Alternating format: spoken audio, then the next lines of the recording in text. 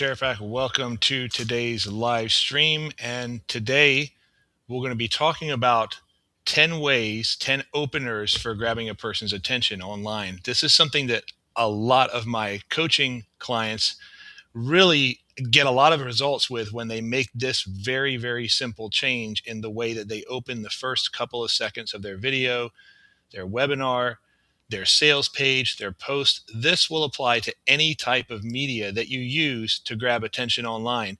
And I'm also going to reveal to you a myth that, if you believe it, is probably going to keep you from holding the person's attention. We're going to talk about that later, because let's face it, you can grab a person's attention for 2 or 3 seconds, and it's not going to matter if you can't hold that person's attention and actually get them to do something, which is the call to action. So if you've ever put a lot of content out online, really good content where you were giving away great information, giving away a lot of value, speaking with confidence, spending a lot of time editing the video, and when you look at your stats, you just find that you might as well be invisible. And we typically say things like, well, it's the algorithm. The algorithm hasn't found me yet.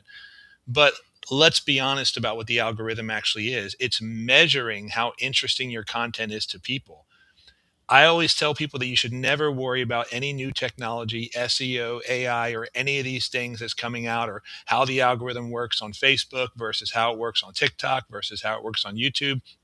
The only thing you need to understand is that human attention, you get a human's attention by obeying a specific psychological, biological principle that I'm going to talk about in this video. And if you get this right, it's going to be like magic. Instead of people ignoring your content, they're actually going to click your content, they're going to open it, they're going to listen to it. And whether or not they stick with it is a different story. But we're going to talk today about getting in the door by getting a person's attention. And there are actually two ways you can do this. There's a right way and there's a wrong way. And most people who I see are doing it the wrong way. They're trying to be catchy or clever or create these clickbait type of titles, or they're like, well, what's the best viral video hook? And they're studying what other people are doing and trying to say something that's going to go viral. And I have seen people have videos that go viral and get millions of views. In fact, I'll tell you a really interesting story that's going to shock you in just a second about somebody like that. But millions of views on their videos and not make a single dollar. In fact, there's somebody who I know very well. He gets probably about 1 million views on most of his videos. Some of them get hundreds of thousands of views. And this guy hasn't been doing it for years. It only took him like 12 months to get to that point on his social media channels. But he could not he couldn't even sell a $7 product to his people. And you're probably thinking, wow, that's really scary. What if I put a lot of work into my content and it doesn't actually turn into anything except for a lot of content for the social media platform? And I've basically made myself an unpaid employee to create content for YouTube or for Facebook or whatever it is. And so there's a right way and a wrong way to get a person's attention. And everything I talk about today is going to be part of my persuasion framework that I teach in my book, 10 Persuasive Copywriting Techniques. These apply whether you're speaking from stage, whether you're on a webinar, whether you're doing shorts videos on YouTube. Don't let anybody tell you that the rules of persuasive communication drastically change because you're on a webinar or because you're on a short, or people who watch shorts won't watch long form. It's all human beings. Sometimes they watch short form, sometimes they watch long form. But I heard this the other day. It was the silliest thing. Someone's like, well, people who watch shorts videos won't watch long videos. I mean, imagine that. You're trying to tell me there's a person out there who only watches short videos and never watches long ones, never sits down and watches Netflix, never sits down and like listens to a whole Tony Robbins seminar. It's baloney. People are people. The key is when you're creating short content, that is to get attention to your social media channels, to get subscribers, to get people in the door. And then the long form content encourages binging, slowing down the sales cycle, actually building in interest, desire, trust, action, all the techniques that I teach about. But it doesn't matter if you can't do one thing, and that is grab somebody's attention. So there's a right way and there's a wrong way to do this. I'll start out by talking about the wrong way, and you've probably heard this before. I call it pickup line marketing. Pickup line marketing is exactly what it sounds like. It's like the guy who walks into a bar, sees a woman, and tries to come up with some cool, clever, cute, catchy, funny thing to say to her. And first of all, he probably can't even think of something because he's so in his head, right? But even if he does, maybe he makes her laugh or smile, or maybe she rolls her eyes. But how do you continue the conversation from there? It doesn't really go anywhere because it's inauthentic. It's like someone clapping their hands at you out on the street, and you look over there because you hear a sound, but then you look away. So the wrong way to get people's attention is to say something that is just either shocking or controversial. Controversial things can work, but there's a way to get a person's attention that almost guarantees that their attention is going to instantly, within the first 5 or 6 seconds of your video, your webinar, or the first few sentences of your post, is going to turn that attention into interest. And what's the difference between attention and interest? It's your brain chemistry. When a person is interested, that means they're curious about what you're going to say next because they think it's very valuable to them to keep listening to you. Now, they're not listening so they can buy something, right? They're listening because they're interested in hearing what you had to say next. That's a very important thing. But you hear people say, well, holding attention, I got to hold attention. I got attention, but I can't hold it. The second you start thinking like that, I can guarantee you that you're going on the wrong track, because you don't lose attention, you lose interest. Okay, so that's going to be a very important distinction later. But let's talk about some practical things that you can do to grab a person's attention. Number one rule of marketing, number one rule of persuasion: in your first 2 seconds, whatever you say needs to be something that they recognize as something they hear in their head frequently, or that they hear when they're talking to other people. I call it becoming the voice in their head, or joining the conversation that's already happening in their head. So I'm going to give you several scenarios, but this is the first opener, is that you ask a question which validates something they experienced sometime within the last few days. So you might say something like, do you have a sharp pain in your elbow, right? And is it slowly getting worse? Now you're probably thinking, well, that's not very clever. That's not a viral sales hook. Well, it depends on who's listening to it, right? If the person who is scrolling through YouTube and they see a little thumbnail that says, what's this sharp pain in my elbow? Or if they see that on an image or in the headline of your sales letter or the registration page of your webinar, whatever it is that they're looking at, or if they're just browsing, through blogs or whatever it is, and they see that, they're probably thinking that because they have the pain, right? Now you're probably thinking, well, this has nothing to do with what I sell. I'll give you some examples for different industries in a moment here. But the principle is the same. If they have a pain in their foot, I woke up with a pain in my foot this morning. And so if I were scrolling through something and somebody said, why is the pain in your foot getting worse? Or do you have a sharp pain in your ankle, or sharp pain in your ankle, question mark, or the curious reason for the sharp pain in your ankle, right?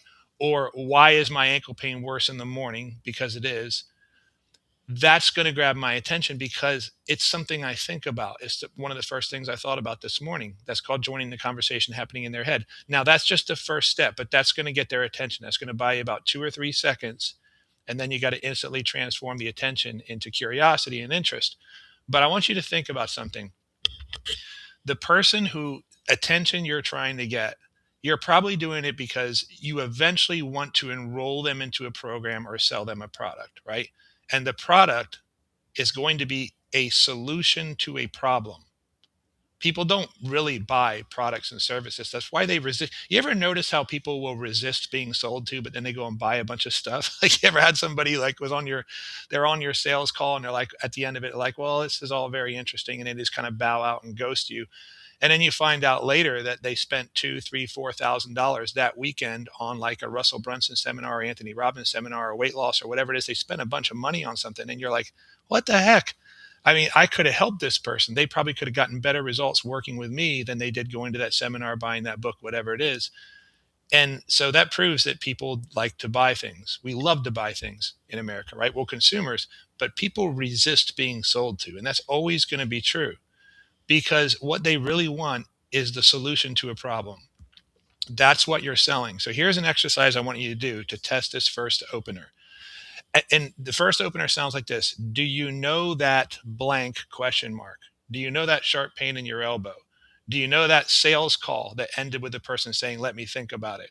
Or do you know that heavy feeling that you get in the morning, even if you slept all night? Or do you know that crazy cycle that you get into with your spouse where you say something and then they say something? That's a little bit long, right? But it would be a very short sentence where you say, do you know that? And then in the blank, in the question mark, is going to be something they experience every day.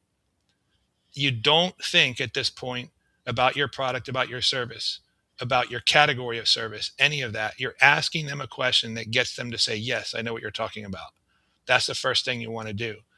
And what I see online, I especially see a lot of this on LinkedIn. If you're listening on LinkedIn, you're probably making this mistake already, where you're posting a lot of stuff, you're putting a lot of videos out there, even ads out there, and it's saying the value of, and then you're putting your service category there, right? Like the value of data analytics, the value of paid ads, the value of whatever it is, the value of productivity management. No one's going to pay attention to that unless they already know you, right? Then they're in a different stage of the buying cycle. But you're not going to get this pool of people who are strangers who have never met you before to pay attention to anything you have to say if the first thing you're doing is talking about your product or service or category. And you might be thinking, well, people say things like you got to educate them, you got to show them the value of the thing. That is not the first thing you do. And if it's the first thing you try to do, you're overdoing what I call the leadership posture. You see, there are four postures in persuasion, and these apply no matter what you're doing, no matter what medium you're on. There's four postures, and you have to balance out all four of them.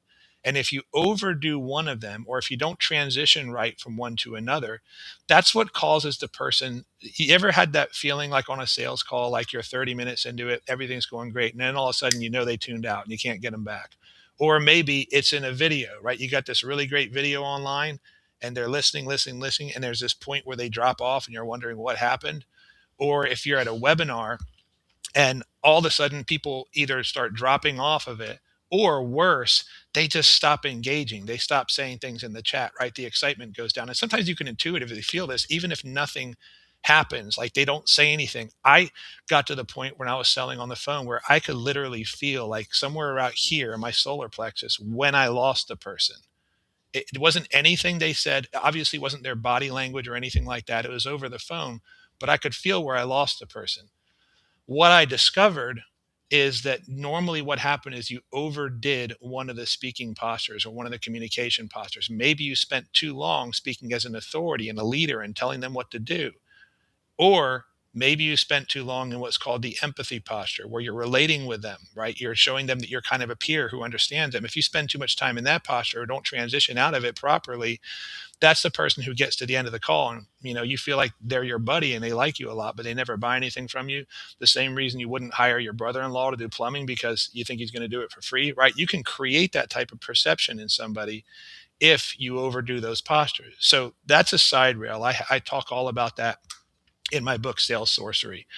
But my point is that in the beginning, when you're first talking to the person, when you're first grabbing their attention, the posture you need to embody is the empathy posture, the peer posture, the person who they listen to you and they feel like what was this person like watching me as I was going through my day? How did they know I was thinking about that?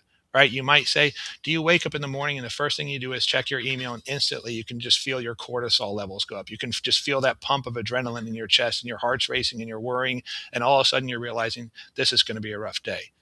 Now that's an opening, right? That is another example of how you grab a person's attention. So the first one is, do you know that, right? With the blank. Or you might say, do you wake up in the morning, right? That's the wake up in the morning hook. Or you might say, like, do you sometimes lay in bed at night when you're trying to sleep and the only thing you can think about is my client going to leave me this month, right? That's another one. Or you might say, do you sometimes lay in bed at night thinking, am I going to be able to sleep or am I going to feel tired in the morning, right? Or there's a bunch of different ways, but you're asking them about a question about what their experience is like as soon as they get up in the morning, right? Now, why is this important? Because if your solution or your idea actually solves a problem, it's probably going to be, by the point where they're ready to spend money with you, it's probably one of the first things they're thinking about in the morning.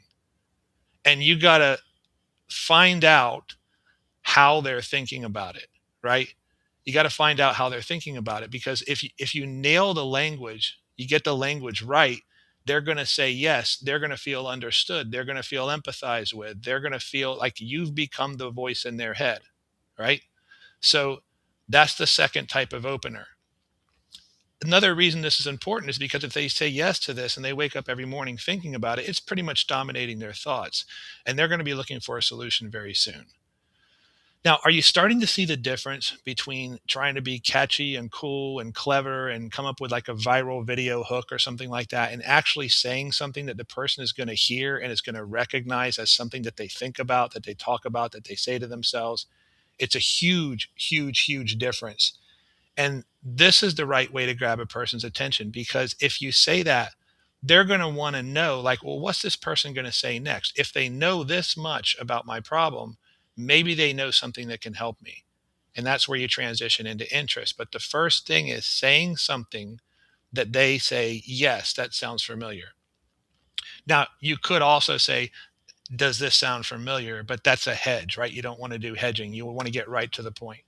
So the third type is what I call a social interaction opener. This is where you ask them about a conversation they have with their friends. Like, you might say, like, how many times this week have you complained to your best friend about blank? Or like, how many times have you called your best friend about such and such problem that they're trying to solve, right? So this is where you're calling in a scenario. You're saying, how many times this week have you turned a doorknob and your elbow hurt just because you turned a doorknob, right? That goes back to the arthritis pain. Or how many times this week have you had someone no show you on a sales call when you were certain they were going to buy? Or how many times this week have you wanted to have a great evening with your spouse, but it turned into a fight? Like, there's so many different ways that you can do this, but I hope you're starting to see that what you're thinking about is you're going to open up by talking about the problem that they have in a language they recognize, so that they say, yes, this is what's happening to me. When a person feels understood, they're going to give you permission to keep talking to them. But if you come right out of the gate and trying to tell them, hey, I want to tell you how to solve this problem, here's how to do this, they may stick around kind of to like see if you know anything. But that type of content doesn't really bond with the person, it doesn't empathize with the person. And so even if you get them to hang on for a while, they're just going to be like, well, that's good information, and I'm going to leave, right? So that's the third one, where you ask them about something that's happening every single day. Now, here's the trick. Here's how this works. Because you're probably thinking, well, I'm going to go to AI and have it do this. I have found that AI is really, really, really bad at doing this. Really bad. I've actually gone sometimes through 20 back and forth with AI, and I'm very good with AI. It's part of what I do for a living is create content with AI. I do it manually too, but I do a lot of it. I know how to work with AI. I know how to prompt it. And there's something about the way that AI thinks, and I have a theory about it that I won't get into, that it just can't seem to grasp this concept of matching, that you have to really, really, now I've created a couple of prompts that can do it, but you really have to press it to get it to say yes. So I don't want anybody going and like taking the transcript of this video, putting it into AI and saying, do this for me, because it's probably not going to do it. You're going to have to go through like a lot of layers, a lot of details to get it to tell you, to get it to finally do this right.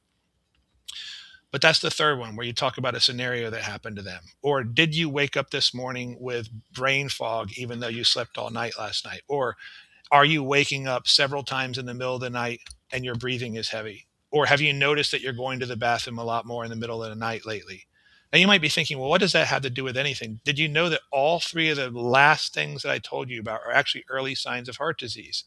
So if you're selling something that improves a person's health, helps them lose weight or something like that, and they're actually having that experience, but they don't know it's linked to heart disease, that's a golden opportunity for you to possibly save that person's life. Because you could say, like, have you noticed you're going to the bathroom in the middle of the night a lot more lately? Do you wake up sometimes with heavy breathing? Have you noticed that you're getting swelling in your ankles? If you answered yes to all these three questions, these could be the early signs of heart disease. But the good news is you can do something about it. But this is especially important for men who are over 45, who are a blank percent more likely to die of a heart attack, blah, blah, blah. That's like an opening, right? I did a lot of things there. I dropped a couple breadcrumbs in there, but I started to turn attention into interest. But the first thing I did was I named three symptoms that they're experiencing, and they probably said yes to. Now, of course, not everybody's going to say yes to this, but that's okay. Not everybody's your audience. But the more precise you are in describing their experience of the problem right now, and the better it matches the language they use in their head, the more attention you're going to get, and you're going to hold the person's attention. You're going to get a lot more people to go all the way to the end of your webinar, scroll all the way down your website, fill out your lead form, watch your stuff on social media, and actually click through to your website, because that's what you want. You don't just want to grab attention. But that's the third one, is you ask them about something that is happening to them that they can say yes to. Now, if you've heard me give a couple of examples from like the health industry and the money industry, and you're thinking, because I know a lot of people think this, well, this doesn't really apply to my type of business. That is one of the worst mindsets in marketing, is to say, well, my business is different. I can't do that because blank, blank, blank. I don't know what type of industry you're in, or if you have like a lot of constraints because of the FTC and stuff like this, but there's always a creative way around this. You can tell this story in third person, right? You could say blank percent of Americans wake up in the morning with sharp pain in their elbow, and weeks later it's so bad they can't even turn a doorknob, right? So you're doing like a third person negotiation because you can't use the word you. That's a kind of a way to get around it. But the point is that whatever you say in the first 2 or 3 seconds needs to match a dialogue that's going on inside their head. If you become the voice in their head, then you can start to direct the conversation in their head, which we'll talk about later. But this is the right way to open. Can you open in other ways? Sure. You can say something shocking or funny or controversial or something like that. But that's flash in the pan attention, right? That's pickup line attention.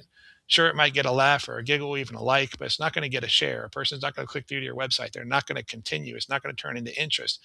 And it's certainly not going to position you as an authority and turn into trust, because you're basically just like one of those carnival barkers at this point. Like you're walking through the carnival and someone's like, hey, look over here. And they throw their dart in the ground and try to get your attention. They're just using flashy showmanship to get attention. They're not connecting with the person. So grabbing attention is really about making a connection with the person by getting them to say, yes, that's what's going on. That's the conversation I'm having in my head. That's what I talk to my friends about.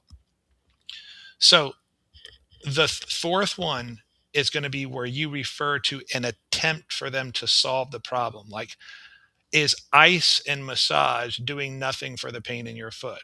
Or you've taken sales training, but you're still hearing, let me think about it, right? You spent $10,000 on sales training and your prospects are still saying, let me think about it, right? Or you fixed your sales page and now your funnel is broken. In other words, you're referring to something that they're doing to try to solve the problem, and the thing is failing.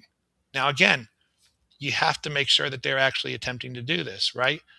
So you might say, you're practicing NLP frames and you're still getting nowhere. You're still getting objections. You're still getting the spouse objection.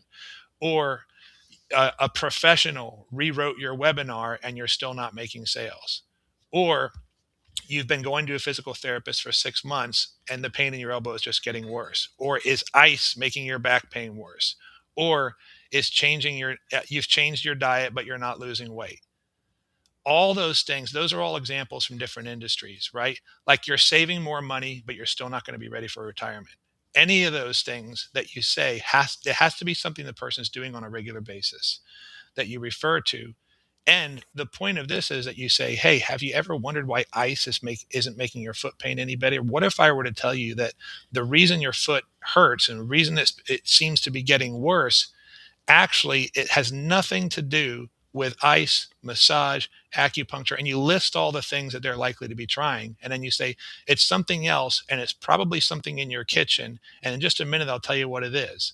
Right. And then you want to like segue into something else and like build on that open loop for a while. But what I did there was I went through all the things that they're trying that didn't work. And then I dropped a curiosity seed and said, there actually is one thing that you can do that can give you relief tomorrow. And it's probably only going to take you 5 minutes. And it doesn't require you to buy anything new or go to a doctor. And before I tell you what it is, let me tell you a couple of stories. And then you tell stories of people who actually used the thing and got the transformation, but you still haven't told them what the thing is, because you want them to hang on long enough to educate them about the problem so they don't have a false sense of confidence. So that's the fourth way, is talking about alternative things that they've tried. Now, I'm going to stop for just a second here, because there's probably some people on here who are thinking, well, all these this makes a lot of sense, Seth, but how do I really know what my people are thinking about? If I'm going to join the conversation in their head in the first few seconds of my video, the first few seconds of my sales page, the first few seconds of my webinar, whatever it is, I need to know what most of my audience is thinking every day, right? Because if you ask them a question, right, or if you say something that sounds like something that they hear in their head every day when they're thinking about their problem, when they're trying to solve their problem, when they're agonizing over their problem, ruminating over it, talking to their friend about their problem, experiencing the symptoms of the problem, if they hear you say that and it's something familiar that they hear every day, and they say, well, this is interesting. This person seems to understand where my life is right now. How do I know without actually stalking the person and following them around?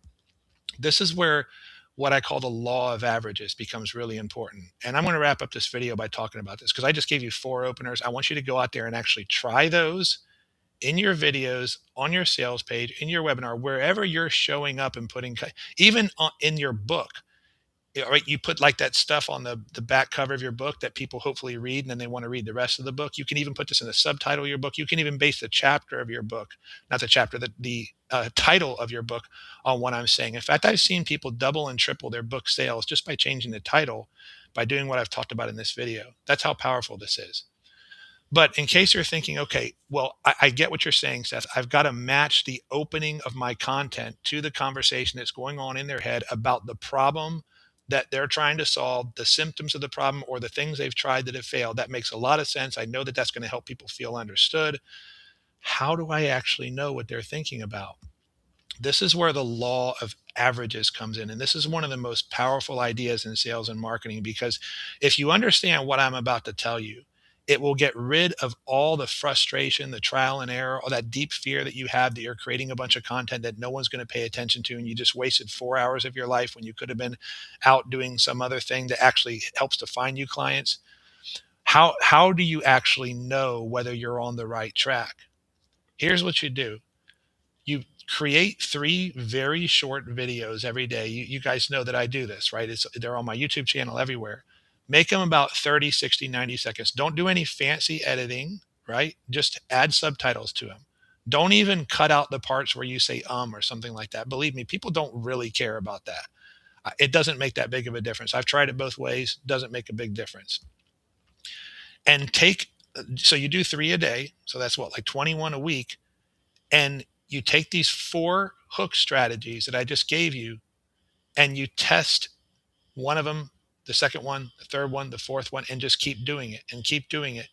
And think about this. Like, think about, like, what is the problem that I'm going to help people solve, and how are they experiencing it? What are they saying in their head or out loud every morning when they wake up, or what is their experience? And then you maybe have ChatGPT brainstorm 10 ideas for you, and pick the one that actually sounds like a real scenario. Like if you were standing there beside them and they said, you know what I'm thinking, and then it just told you. It has to match something like that. It can't be something weird, theoretical, abstract, or poetic like GPT does sometimes. And then just make a video that opens up by saying that, and try different angles. Take all the symptoms of the problem that you help people solve, write down every single symptom, and then ask GPT, how would they be experiencing it? How would they be talking to themselves about it? What other things have they tried in order to solve this that may have failed? And get it to brainstorm a whole list of them, and then just do a video on each one and improvise a video. Don't script it. Don't worry about it getting perfect. The point here is volume, because the law of averages says that about 10% of people are going to, actually, it's not the law of averages. Oh God. It's not the law of averages. It's actually the 80-20 rule. The law of averages is something different. What I meant to say earlier was the 80-20 rule. Anyway, 80-20 rule says that 20% of what you produce is going to generate about 80% of the results. The law of averages does fit into this, but I'll have to talk about that another time.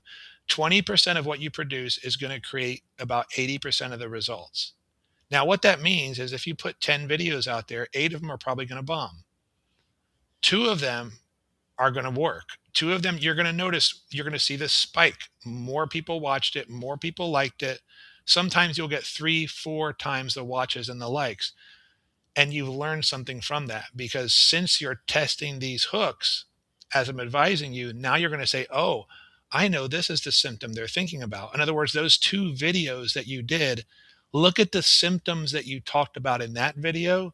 And those are probably the ones they're most aware of and the most worried about and looking for solutions for. The problem you solve may have 10 other symptoms, and you may do 10 videos on that, and they may not pay attention at all. That's not the symptom they're concerned about. Or you try saying it different ways. Like you talked about, you may talk about like the things they've done to try to solve it. You might talk about how they experience the symptom when they wake up in the morning, if they are, how they talk to their friend about it, right? You try different ways of asking them a question about the symptom until you finally find one that lands.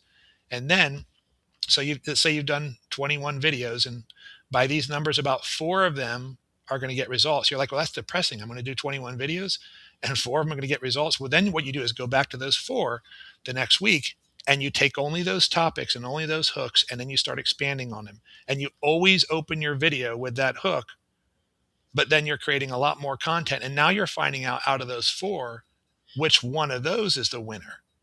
And as you're doing this, the 80-20 rule is telling you what is my 20% content. And then what you can do is you can flip the rule on its head and get to where you're focusing only on the content that creates 80% of your results. And then that becomes all the content you're creating. And then 80% of that, 20% of that is going to create 80% of the results. And your messaging is getting better and better and better. And there's this acceleration that happens as you do this because you're getting feedback from people, you're testing hooks, and you're not just doing it randomly like a lot of people teach. You're actually doing it based on understanding what I've been teaching today, that if you get a big spike in listens, if you hold people's attention, what does that tell you? It tells you that this is how they are thinking and talking about the symptom. These are the things they've tried. This is the pain that they're in, and this is how they're talking about it internally and with other people. And the more you learn about that, the more you can start to reinvent your content and your business around that. You may be an expert selling a product or service right now, and you're selling it to the wrong symptom. You're talking about it the wrong way, and that's the reason you're not getting a lot of results. You may actually have an offer that is positioned wrong. A good example of this is the juice man, right? The juice man was just a juicer.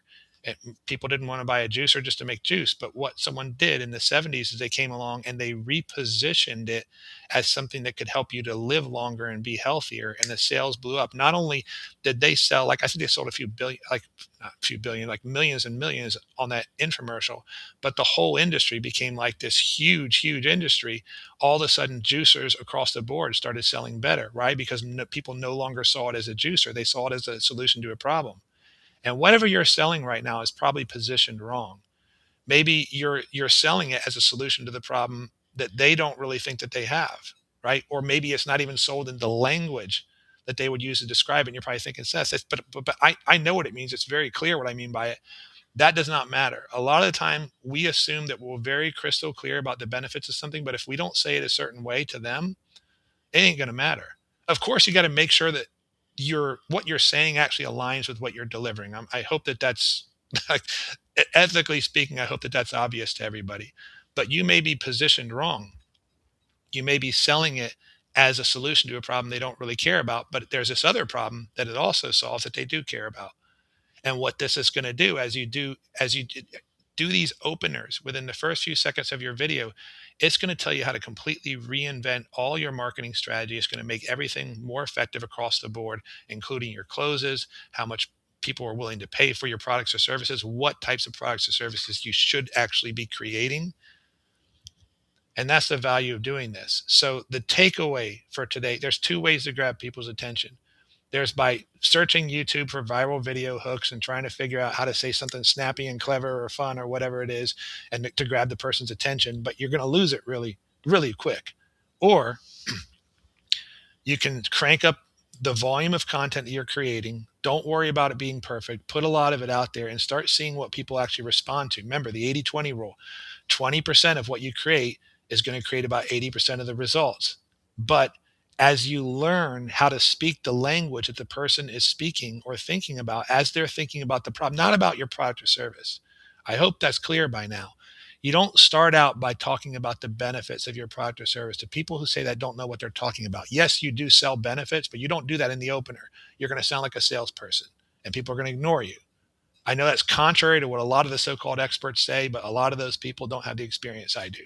Right there, they've read a bunch of books on how to do it. Those books were written by people who read books. Those books were written by people who read books. And somewhere along the line, somebody actually wrote a book who knew what they were talking about. But by the time people repurpose the content to try to make it their own, they've lost the thread of what really makes it work. That's the biggest problem in the marketing world right now, what I just said.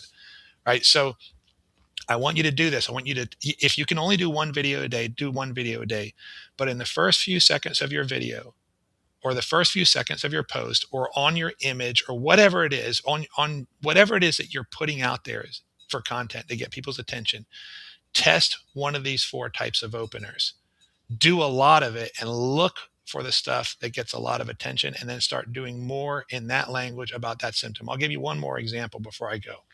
So I noticed about a month ago, I obviously teach like persuasive communication, but persuasive communication is very broad. It can be applied to a lot of situations. But I have found recently in my niche that people who feel like they are very smart people with great ideas feel like they're being ignored, right? So I started doing a lot of content that said, why smart people get ignored. And I might open up the video by saying, hey, are you an intelligent person with great ideas who can make a real impact on the world, but you don't feel like people are really paying attention? Maybe they're just nodding politely, but they're not taking any action at the end. That's the first thing I said. Now, notice what I did there was I not only talked about the problem in their language, which is being ignored, people politely nodding and doing nothing. That's an experience they probably have pretty frequently. It's causing them a lot of frustration. But I also identified them as a smart person with good ideas. Now, do you think that if someone sees themselves as a smart person with good ideas who wants to make an impact on the world and is frustrated that people aren't listening to them, do you think they're going to listen to that video? Of course, because I've matched it not only to the conversation in their head, but also to their identity.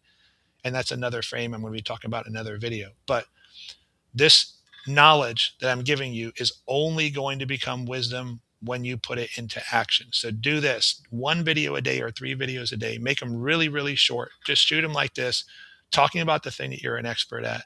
But most importantly, open up by talking about the symptom of the problem as they're experiencing it or the things they've tried in order to solve the problem. And I promise you, you will see a dramatic difference in how people respond to you. That's going to be all for today.